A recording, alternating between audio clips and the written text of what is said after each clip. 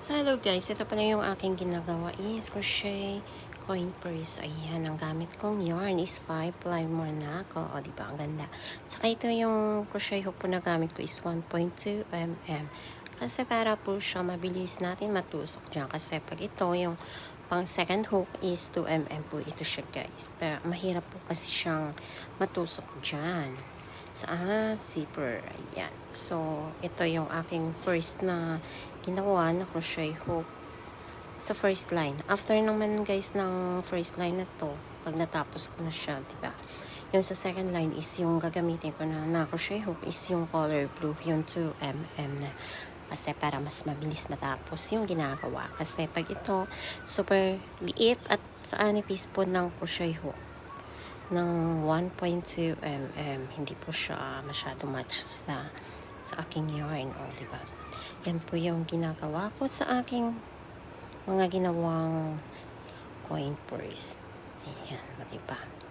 Pero kailangan na talaga ng dahan-dahanin para kasi hindi siya mabuhol-buhol ang mga yarn, ang yung yarn. So, ayan. Kasi nasasabit. O, diba?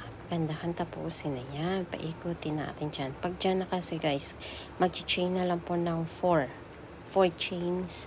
And then, para umikat para sa kabilang side. O, ayan. O, diba? Nagkabuhol siya. So, pwede naman siya ibalik ulit. And then, para hugutin ulit natin. Ayan. So, diba? Ang ganda. Ang ganda talaga ng kulay nito guys. As in. Saka, I know maganda ang magiging outcome nito pag natapos. O, diba? So, ngayon, yan lang muna. Yung aking video is about muna dito sa first line. Ayan. Kasi nga, hindi ko pa rin naman syempre natapos. O, diba? Marami kasi akong ginagawa. Ayan. So, ayan. Diba? Single stitch lang po. Ito yung ginagawa ko. O, ayan. Hugot. And then, tusok, hugutin, and then, ipasok at hugutin ulit. O, diba? Ayan. Yan lang ang aking ginagawa. So, no need na tahiin yung zipper sa nagawa ko siya. So, ayan. Nagkabuhol siya, guys. Gaganyan siya. Pag nagmamadali, gaganyan. So, kailangan talaga yung tension dito is dahan-dahan lang siya para maging okay ang paggawa. Ayan. O, diba? Maganda ang color combination. Ayan. Kahit saan lang. Tusok lang ng tusok. Ayan.